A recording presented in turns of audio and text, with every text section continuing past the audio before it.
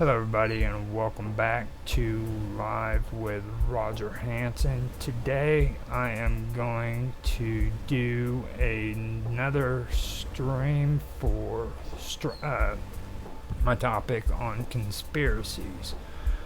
Now, this is a part of history that I've talked about before, where you've got the deep, dark, ugly part of history that nobody wants to talk about. And today I'm going to bring it up because it's an issue that I'm having. I'm actually having to stop doing my history because I wanted to go in and I wanted to discuss the Canaanites. And the Canaanites have been accused of sacrificing their babies to Baal, which I brought it up as with archaeologists, there's been no evidence finding any kind of sacrifices to Baal from the Phoenicians and the Canaanites. This is all stuff that was mentioned during or within holy scriptures, like the Old Testament of the Bible and stuff like that.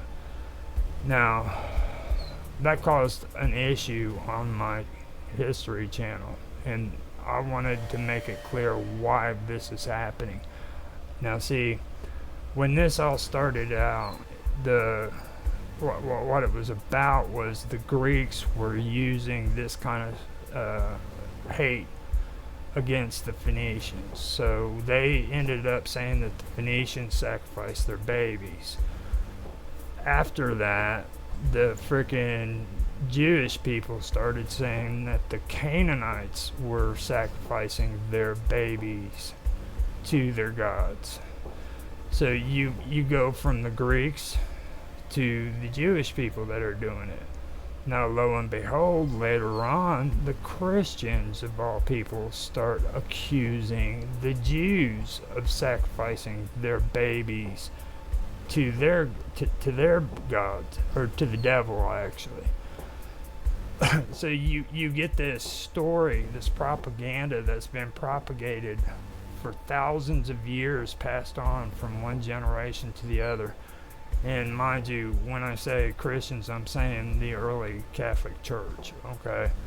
The early Catholic Church used that same tactic with witch burners. Okay, they were burning witches on the stake and using this same kind of tactic. Now, it escalated to the point where eventually we had World War II and Jewish people were being put to death in gas chambers and stuff like that. So that's one of the reasons why I wanted to bring this up and make it a topic. So hold on a minute.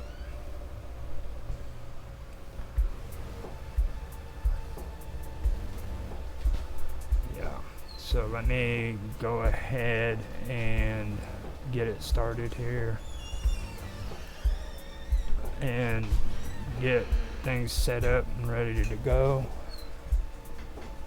Alright, I've got some stuff to straighten out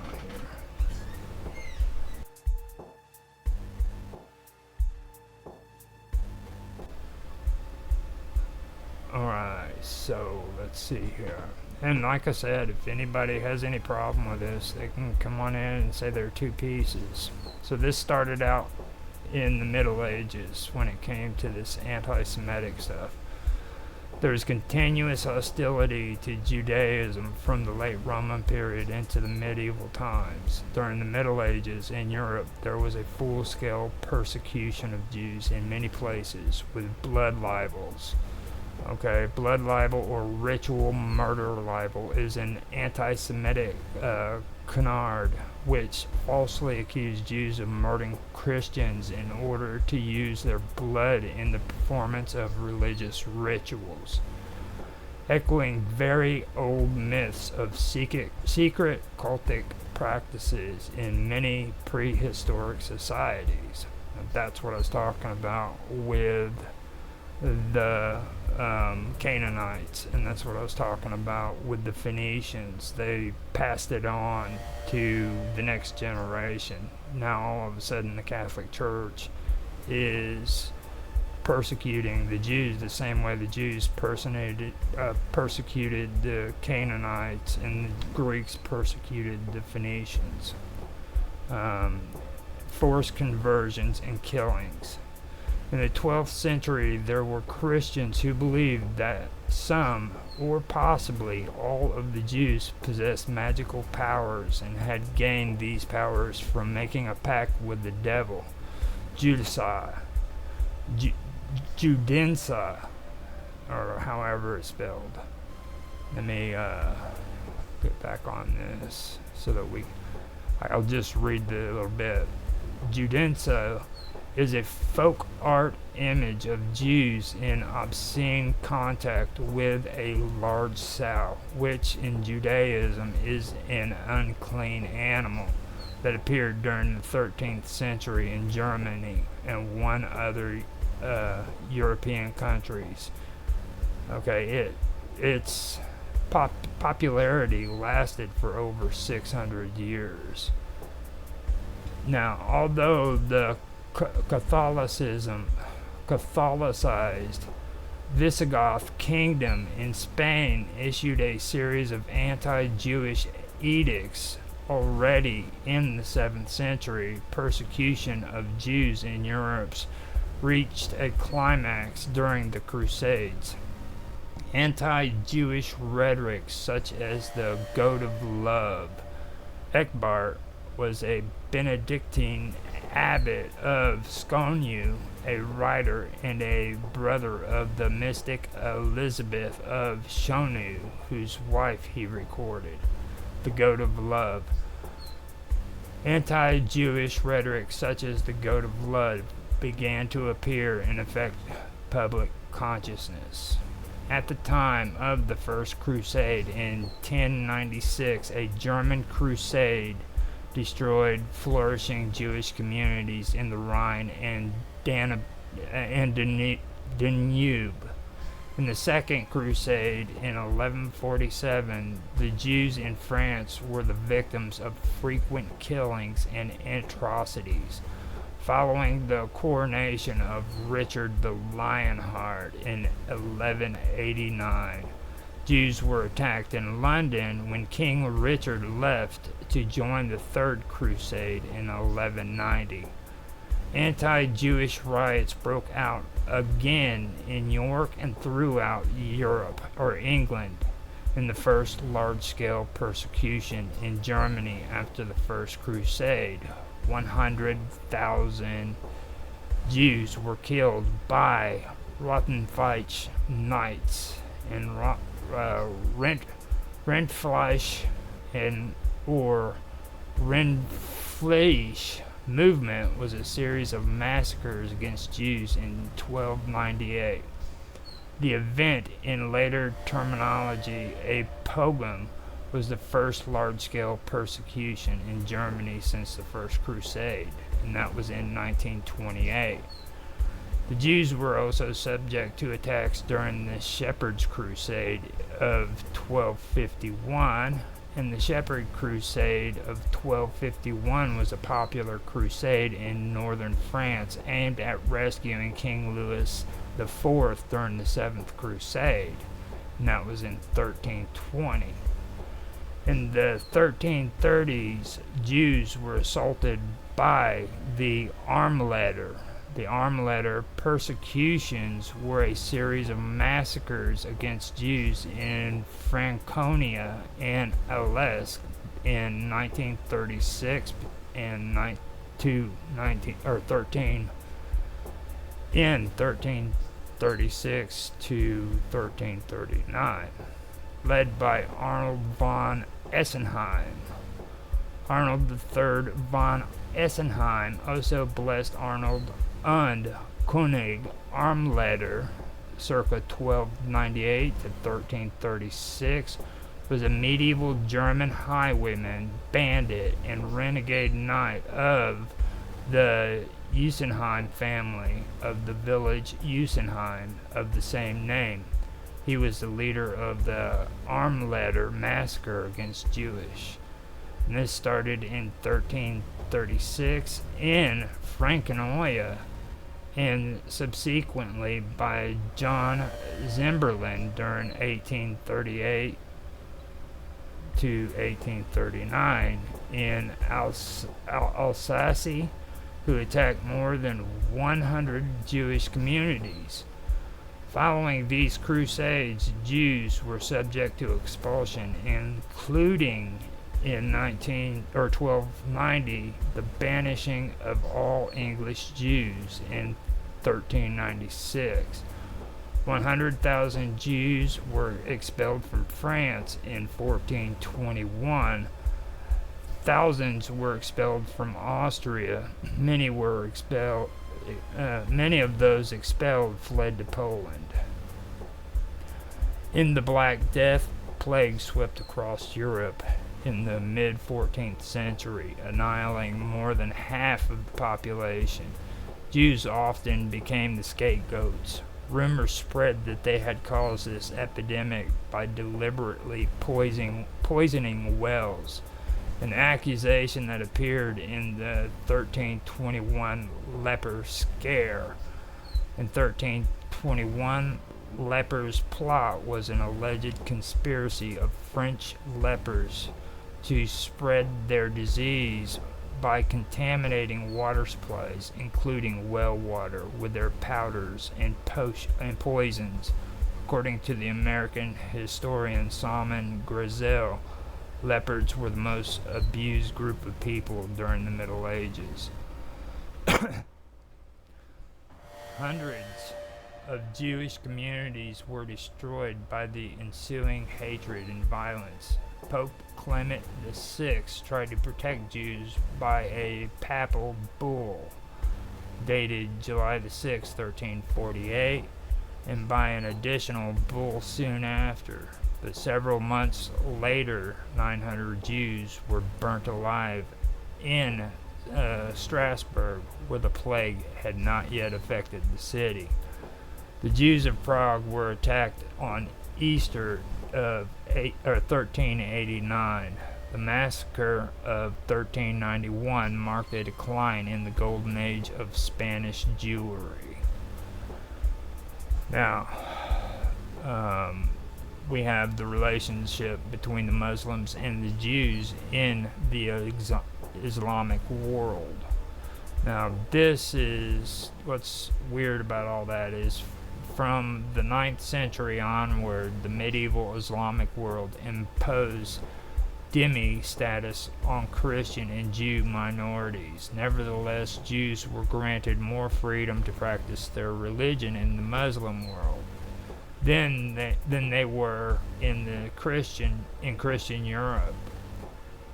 Jewish communities in Spain thrived under tolerant Muslim rule during the Spanish Golden Age, and Cordova became a center of Jewish culture. However, the entrance of the Almoravides from North Africa in the 11th century saw harsh measures taken against both Christians and Jews. As part of this repression, there were pogroms against the Jews in Cordova in 1011 and in Granada in 1066.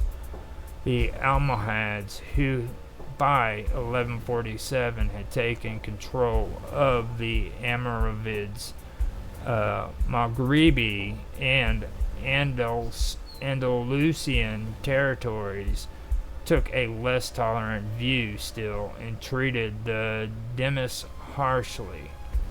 Faced with the choice of either death or conversion, many Jews and Christians took a third option if they could and fled. Some, such as the family of Maimonides, went east to more tolerant Muslim lands, while others went northwards to settle in the growing Christian kingdoms. At certain times in the Middle East, in Egypt, Syria, Iraq, and Yemen,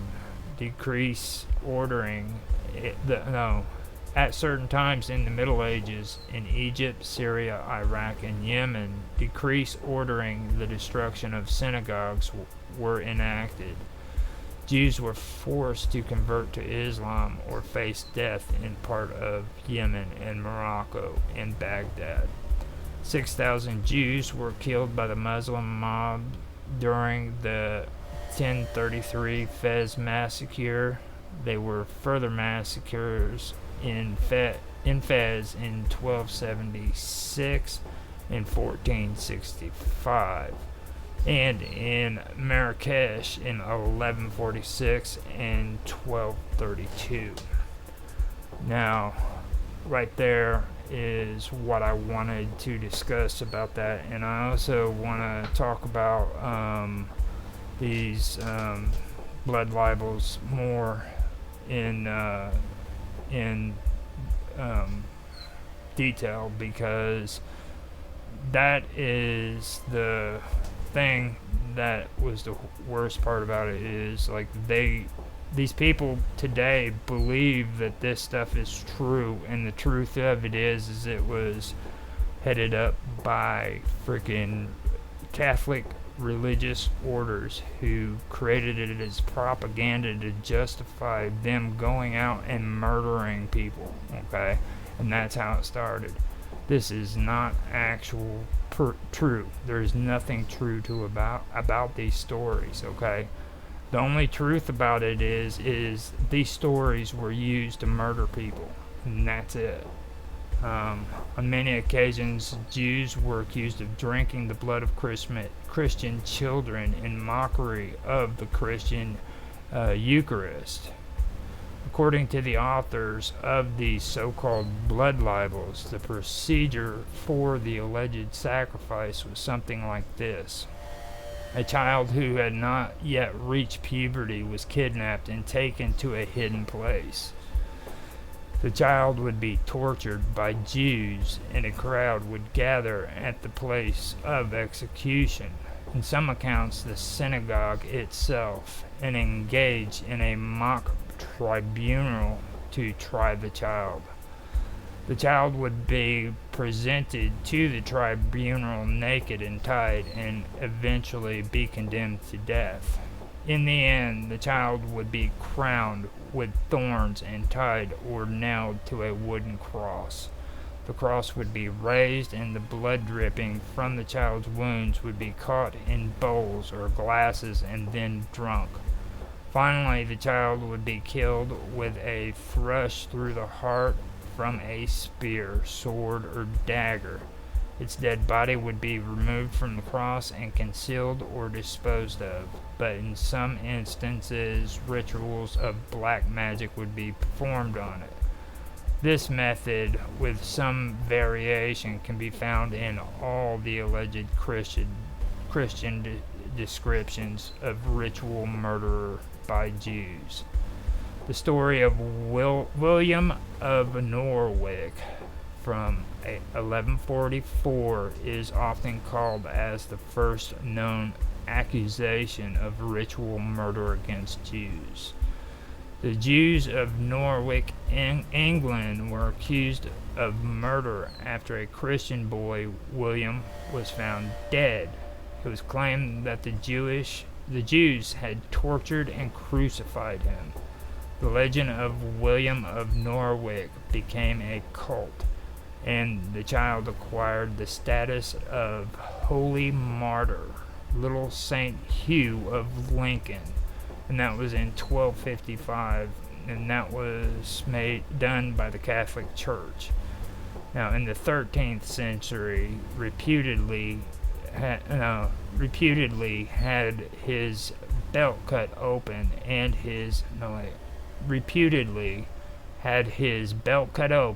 his entrails removed for some occult purpose, such as a divination ritual, after being taken from the cross. And that's Simon of Trent, 1475.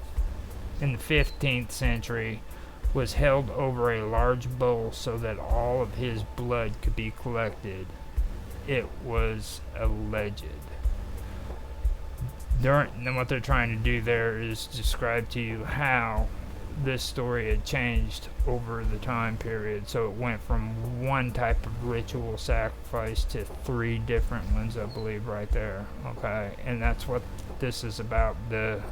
These are just stories that people are fabricating, and as time went on, it evolved.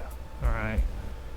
Now, during the Middle Ages, such blood libels were directly against Jews in many parts of Europe, and believers of these false accusations reasoned that the Jews, having crucified Jesus, continues to thirst for pure and innocent blood at the expense of innocent Christian children.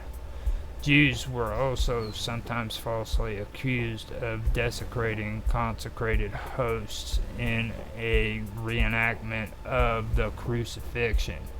This crime was known as the host desecration, and it carried the death penalty. So that's basically where all of that came from.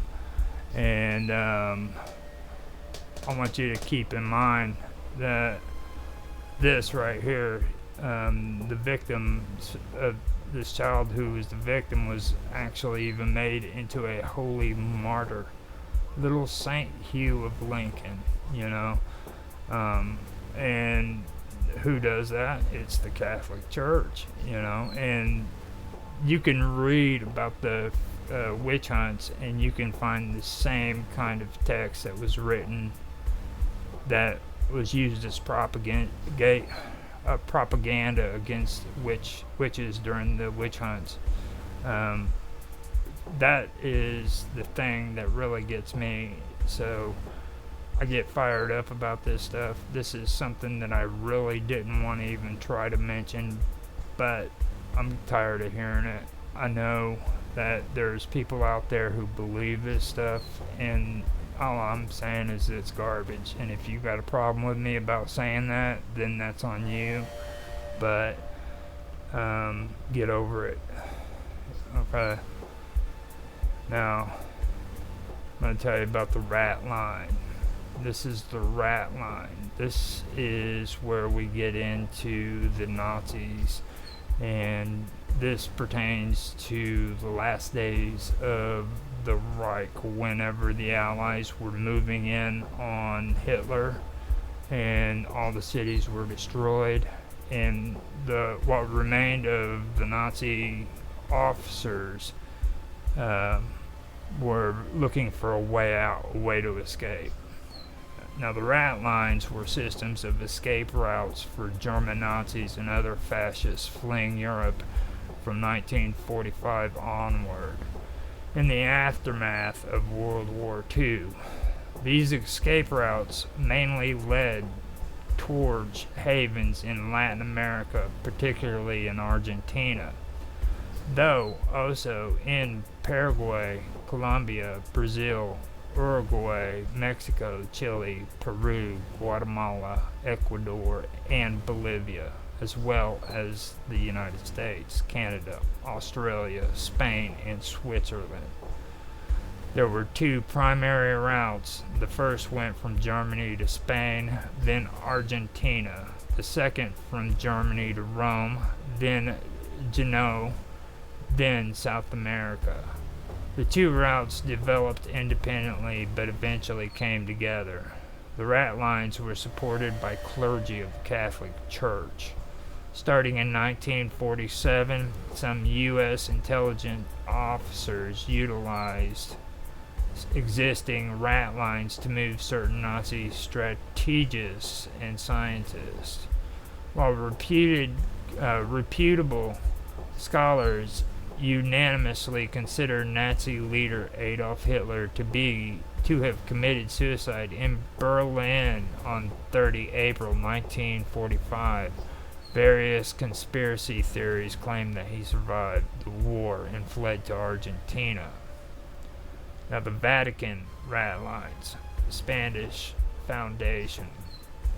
The origin of the first rat lines are connected to various developments in Vatican-Argentine relations before and during World War II.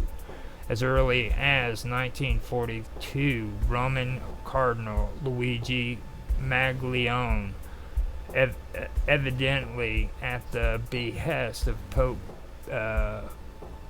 Pius the 12th, contacted an ambassador of Argentina regarding that country's willingness to generously accept European Catholic immigrants in a timely manner, allowing them to live and work. German priest Anton Weber, the head of Rome's Society of St. Raphael, traveled to Portugal with intentions to continue to Argentina, similarly to lay the groundwork for Catholic immigration. Catholic leaders apparently accepted working with the Nazis in order to fight the common enemy of Bolshevism. By 1944, Ratline activity centered in Francois, Spain, was conducted to facilitate the escape of Nazis. Among the primary organizers were Charles Lescat, a French member of Action Francoise, an organization suppressed by Pope Pius XI and rehabilitated by Pius VII, and Pierre Daillet, a Belgian with contacts in the Spanish government. Lescat and Daillet were the first to flee Europe with the help of Argentine Cardinal Antonio Caggiano. By 1946, there were hundreds of war criminals in Spain, as well as thousands of former Nazis and fascists. According to then United States Secretary of State James F. Byrnes, Vatican cooperation in turning over these asylum seekers was negligible. Historian Michael Fire argues that Pius VII was primarily focused on fighting communism and would prefer fascist war criminals to the New World rather than in POW camps. Unlike the Vatican immigration operation in Italy, which centered on Vatican City, the Spanish Ratlines, though fostered by the Vatican, were relatively independent of the Vatican Immigration Bureau's hierarchy. Bishop Hudal's involvement. Austrian Catholic Bishop Elias Hudal, a Nazi sympathizer, was rector of the Pontificio Istituto Teutonico Santa Maria dell'Anima in Rome, a seminary for Austrian and German priests, and spiritual director of the German people resident in Italy. After the end of the war in Italy, Hudal became active in ministering to German-speaking prisoners of war and internees then held in camps throughout Italy. In December 1944, the Vatican Secretariat of States received permission to appoint a representative to visit the German-speaking civil internees in Italy, a job assigned to Hudal. Hudal used this position to aim the escape of wanted Nazi war criminals, including Franz Stangl, commanding officer of Treblinka, Gustav Wagner, commanding officer of Sobibor, Elios Brunner, responsible for the Drunci internment camp near Paris and in charge of deportation in Slovakia to German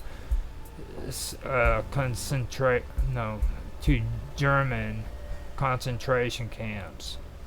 Erich Priebig was also responsible for the Ardeatine massacre, and Adolf Eichmann, a fact about which he was later unashamedly open.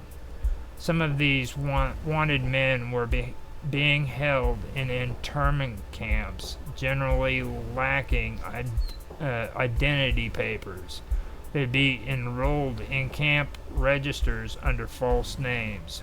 Other Nazis hid in Italy and sought Hudel out after learning about his role in assisting escapes. In his memoirs, Hudel said that said of his actions, "I thank God that we allowed me to. I thank God that He allowed me to visit the comfort many victims in their prison and concentration camps, and to help them escape with false identity papers." He explained that in his eyes, the Allies' war against Germany was not a crusade, but the rivalry of economic complexes for whose victory they had been fighting. Those so-called business used catchwords like democracy, race, religious liberty, and Christianity as a bait for the masses. All these experiences were the reason why I felt duty bound after 1945 to devote my whole charitable work mainly to formal National Socialists and Fascists, especially to so-called war criminals. And that's why I'm touchy about using terminologies, because a lot of these things that people are saying, they are either intentionally saying them or they don't have a clue what that means, like race baiting and stuff, you know what I mean? That's what these Nazis used to call it, you know. It was baiting and catchwords, you know, race, religion, liberty, and, you know, you got to be careful about these people and what they say, because like I said, some of them know what they're talking about and they're doing it intentionally, or some don't even have a clue what they're saying and they're freaking just saying it because they heard about it from somebody else. Alright. According to Mark Ahrens and John Loftus, Hudel was the first Catholic priest to dedicate himself to establishing escape routes. They claim that Hudel helped the Nazi fugitives with money and, more importantly, with false identity documents from the Vatican Refugee Organization. These Vatican papers were not full passports and thus were not enough to gain passage overseas. They were rather the first step in a paper trail. They could be used to obtain a displaced person passport from the International Committee of the Red Cross, the ICRC, which in turn could be used to apply for visas. In theory, the ICRC would perform background checks on passport applicants, but in practice, the word of a priest is particularly a bishop would be good enough. According to statements collected by Austrian writer Gitta Sereni from a senior official of the Rome branch of the ICRC, Hudel would also use his position as a bishop to request papers from the ICRC made out according to his specifications. Sereni's source also revealed an active illicit trade of stolen and forged ICRC papers in Rome at the time. According to declassified U.S. intelligence reports, Hudel was not the only priest helping Nazis escape at this time. In the La Vista report, declassified in 1984, Counterintelligence Corps (CIC) operative Vincent LaVista told how he had easily arranged for two bogus Hungarian refugees to get false ICRC documents with the help of a letter from a Father Joseph Galav.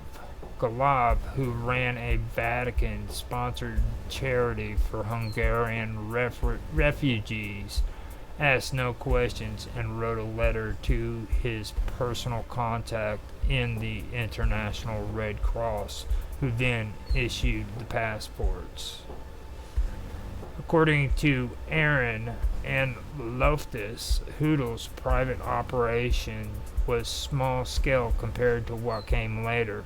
The major Roman rat line was operated by a small but influential network of Croatian priests, members of the Franciscan order led by Father Krunoslav Draganovic, who organized a highly sophisticated chain with headquarters at the San Girolamo degli Illirici Salamaro College in Rome, but with links from Austria to the final embarkation point at the port of Genoa.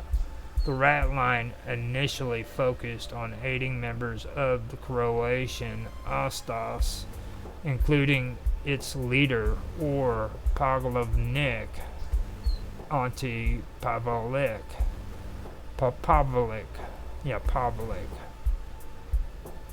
Priests active in the chain included Fr. Valem Saselja, former deputy military vicar to the Ostasi, based in Austria, where many Ostasi and Nazi refugees remained in hiding. Fr. Dragutin Camber, based in San Girolamo. Fr. Dominic Mandic, an official Vatican representative at San Girolamo, and also general economist or treasurer of the Franciscan order, who used the position to put the Franciscan press at the rat line's disposal, and Monsignor Carlo Patranovic, based in Genoa. Valem would make contact with those hiding in Austria and help them cross the borders to Italy. Camber, Mandic, and Draganovic would find them lodgings, often in the monastery itself, while they arranged documentation. Finally, Draganovic would phone Petronovic in Genoa with the number of required berths on ships leaving for South America. The operation of the Draganovic rat line was an open secret among the intelligence and diplomatic communities in Rome. In early as 1945, Allied commanders in Rome were asking questions about the use of San Girolamo as a haven for Astasi. A year later, a U.S. Department report on July the 12th, 1946, lists 9 war criminals, including Albanians and Montenegrins, as well as Krauts, plus other not actually sheltered in the Collegium Illyrium, i.e. San Girolamo degli Illirici, but who otherwise enjoy church support and protection. In February 1947, CIC Special Agent Robert Clayton Mudd reported 10 members of Pavlik's Estasa cabinet living either in San Girolamo or in the Vatican itself. Mudd had infiltrated an agent into the monastery and confirmed that it was honeycombed with cells of Stasi operatives guarded by armed youths, Mudd reported. It was further established that these crowds traveled back and forth from the Vatican several times a week in a car with a chauffeur whose license plate bears the two initials CD, Corpo Diplomatico. It issues forth from the Vatican and discharges its passengers inside the monastery of San Geronimo. Subject to diplomatic immunity, it is impossible to stop the car and discover who are its passengers. Mudd's conclusions was the following. Draganovich's sponsorship of these Kraut Stasies definitely links him up with the plan of the Vatican to seal these ex-Utasha nationalists until such time as they are able to procure for them the proper documents to enable them to go to South America. The Vatican, undoubtedly banking on the strong anti-communist feeling of these men, is endeavoring to infiltrate them into South America in any way possible to counteract the spread of Red doctrine. It has been reliably reported, for example, that Dr. Vrancik has already gone to South America and that Anti-Pavlik and General Kren are scheduled for early departure to South America through Spain. All these operations are said to have been negotiated with Draganovich, because of his influence in the Vatican. The existence of Draganovich's rat line has been supported by a highly respected historian of Vatican diplomacy, Fr. Robert Graham. I have no doubt that Draganovich was extremely active in siphoning off his Croatian Stasi friends. Graham claimed that Draganovich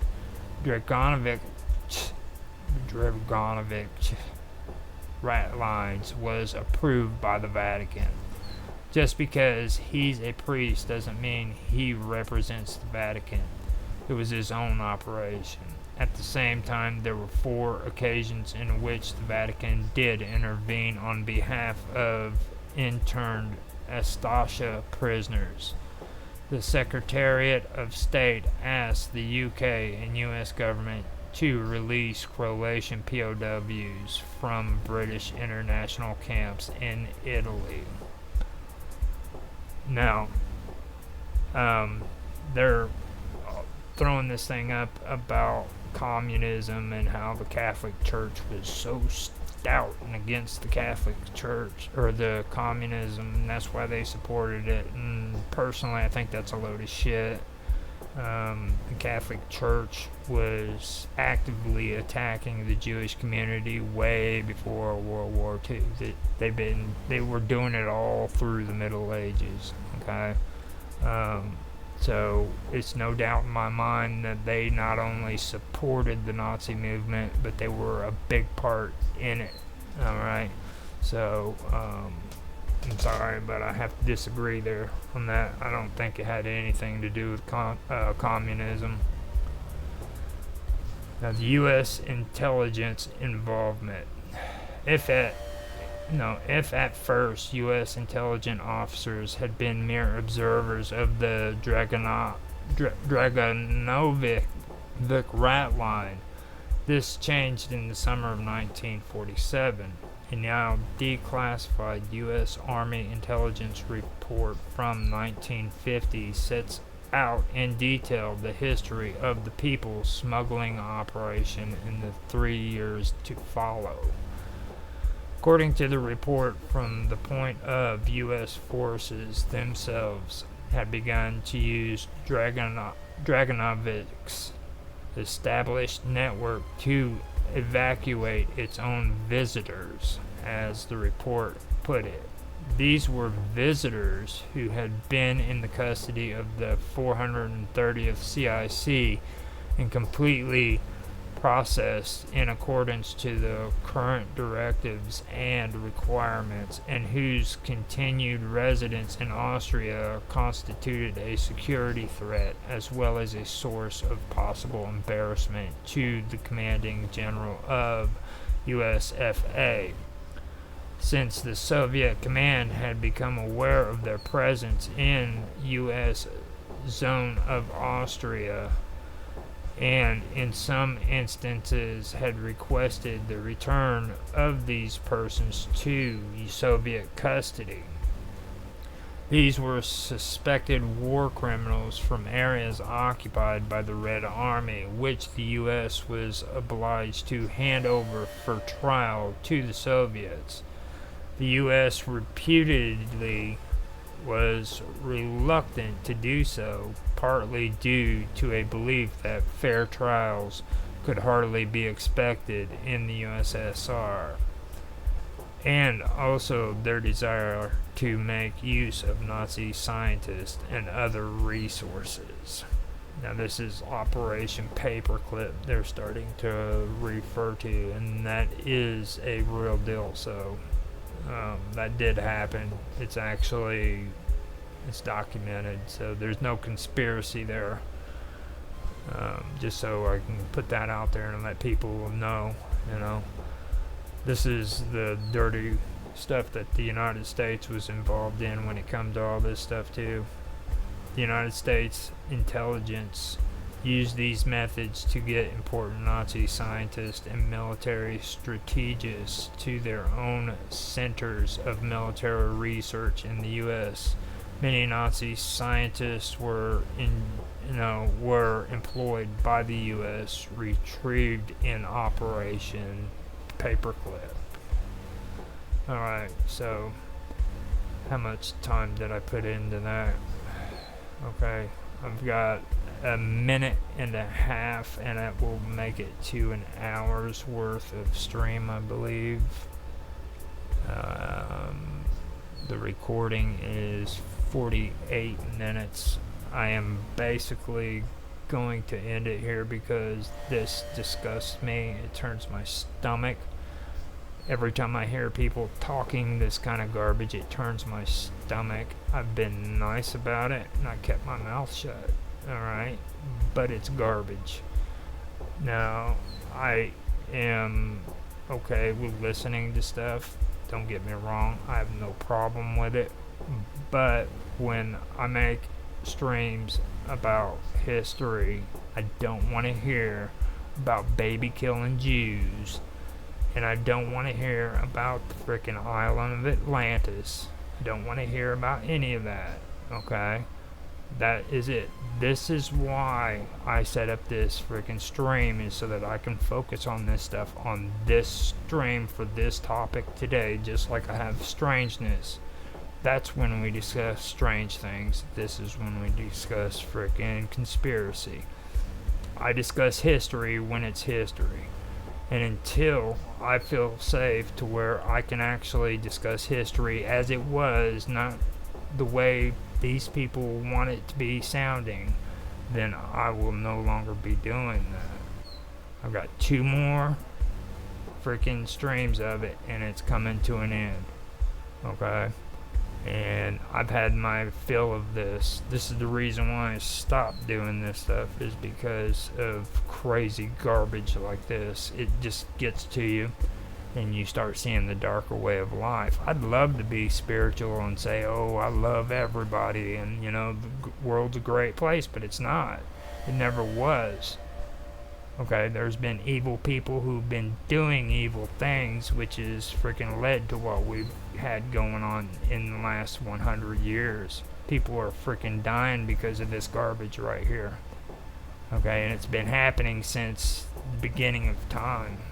This goes all the way back to the Canaanites and the Phoenicians and all that. Okay, and it's got to stop. You know, and that's just how I feel about it. So, with that, I am going to go ahead and bring this to an end. It's something that I felt that I needed to discuss, and I don't regret doing it. You know, if I get a negative result from this, I don't care. You know, I've had my fill of it, and if you don't like me after this, then you don't have to be around me. You don't have to talk. You don't have to say nothing. But I'm just not going to put up with that kind of garbage. Period. It's just not going to happen. So, with that, I hope you guys have a good day, and I'm going to end this now.